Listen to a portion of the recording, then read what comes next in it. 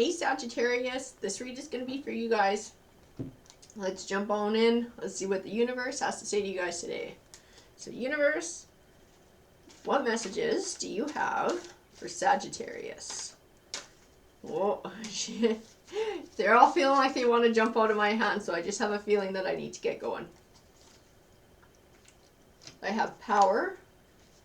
Prosperity begins. I have the crown chakra, which tends to speak to spirituality, fertility, and discontent and boredom.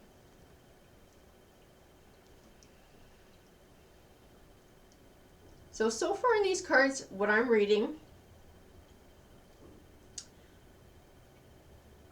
I'm reading that the discontent and boredom is, I feel like it's more past, and like we're growing a new future. And that's where the fertility and the prosperity comes in. Got temptation, material and spiritual prosperity, movement, choices, decisions, triumph, and financial and material changes.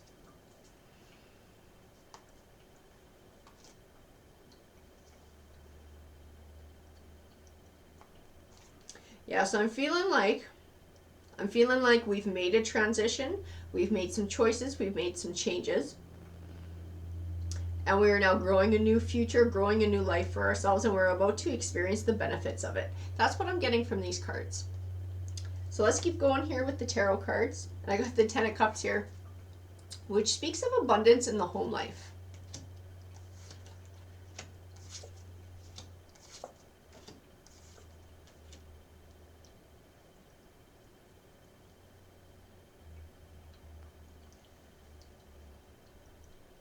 Okay. I also got the Six of Pentacles, which can speak of an even give and take. Generosity is the word I get when I look at this. But I'm getting a little something extra here. Because right next to it, I got the Five of Wands. And you can see everybody's bickering there, everybody's fighting. So I feel like this financial abundance that is coming along with this change, I feel like other people are going to want a piece of it for themselves or feel entitled to it. And I have the Two of Pentacles here. To me, he speaks of a balance. He can speak of juggling work and home life, but to me in this, he speaks of a balance of how much you're giving to other people, how much other people are taking from you. And he ties in with this Four of Swords and looking after yourself and making sure you do some self-care. And I feel like making sure that you enjoy the fruits of your labor as well, instead of giving it all away to everybody else because you've worked so hard for it, to make sure that you enjoy it as well.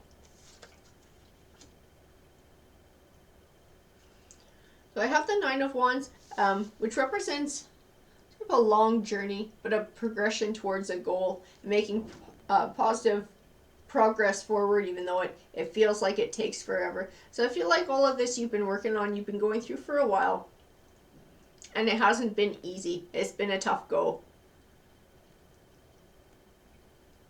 I have the Five of Swords here, and he tends to represent selfish or short-won victories, but I don't feel like it speaks to you. I feel like it speaks to someone else. I feel like it speaks to whoever this person is who's going to want to reap the benefits of all the work that you've done. I also have the Ace of Wands, which represents a new beginning. And it can represent a new business venture. And so I'm starting to wonder if that's something that you haven't done, that you've started your own business and you've been working hard at growing it. And now you're going to start seeing the benefits of it. I also have the Ten of Pentacles, and the Ten of Pentacles to me represents financial abundance. I have the Four of Wands, which speaks of setting down a solid foundation for a home life.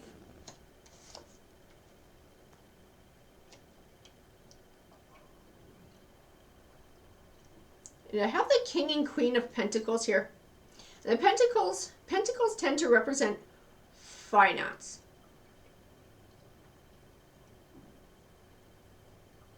So I'm sensing there is a relationship here. In between, I also got the Seven of Swords. And the Seven of Swords can represent something, feeling like something was taken from you unfairly. Like you caught the short end of the stick. Sometimes it represents theft or the potential theft. I feel like it ties in with this King and Queen somehow. And the Fool card in between of taking a leap of faith.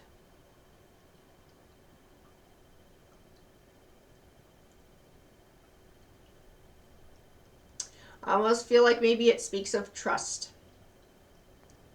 And trusting that this person is going to be your equal, as opposed to somebody who's just going to mooch off of you. That's what it feels like to me.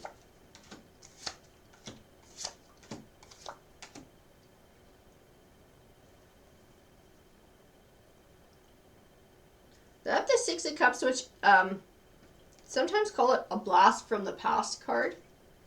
It can speak of someone or something from your past coming back into your life. But I have it next to the Three of Swords, which tends to represent separation. So I'm getting the distinctive vibe that you need to separate yourself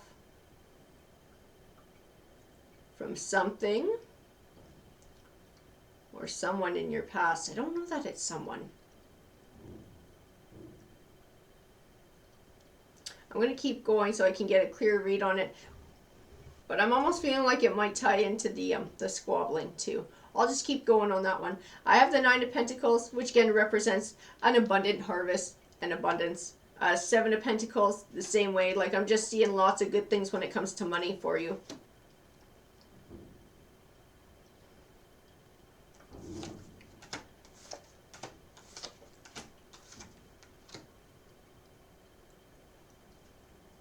Okay.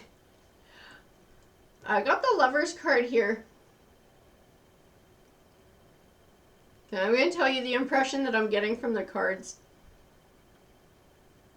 That somebody from your past, possibly an old relationship, has been keeping an eye on your success, and they're the ones who are going to come weaseling back and trying to want a piece of it. That's what I'm getting from the cards here. I have the Temperance card. She tends to represent a balance between logic and emotion.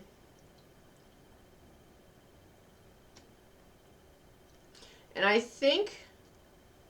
feel like she's speaking to how you're going to handle this situation when this person comes back. And not losing your temper, but being straight up and honest with them. I also have the Ace of Swords, which represents victory. So I feel like you will have victory in the way that you handle this situation.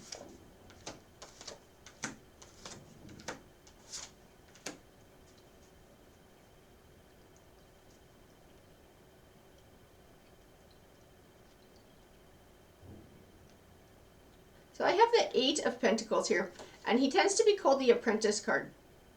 And sometimes, well, most of the time he speaks of an academic learning. Sometimes I feel that he speaks of sort of an inner learning, but I think he speaks of academic here. I think he speaks of the studying and the work that you put into to find this new career, to build it up, to be successful, because I don't think it was some easy overnight thing. It was something that you plugged at for a while. I have the Knight of Pentacles, and he also represents something you've been working very hard for, finally coming to fruition, so you're starting to see the fruits of your labor.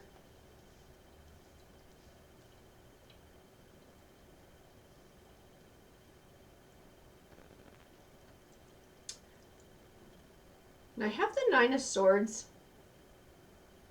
I have it on top of the Lovers card. The Nine of Swords tends to represent being stuck in negative thoughts and emotions and having a hard time finding your way out of it.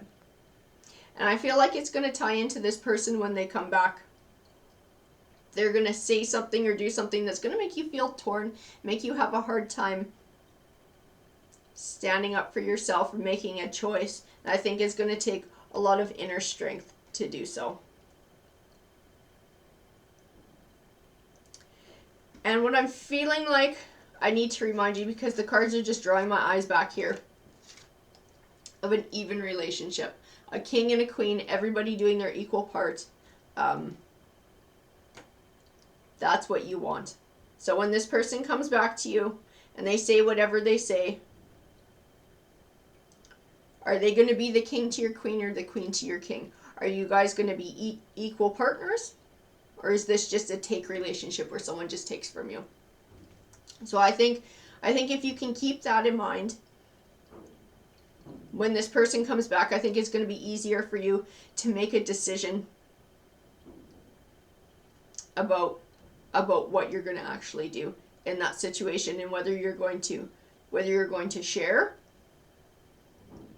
or whether you're not. That's what this read speaks to me of. Alrighty guys, I hope you enjoyed the read. Please feel free to comment. I love hearing from you guys, and take care.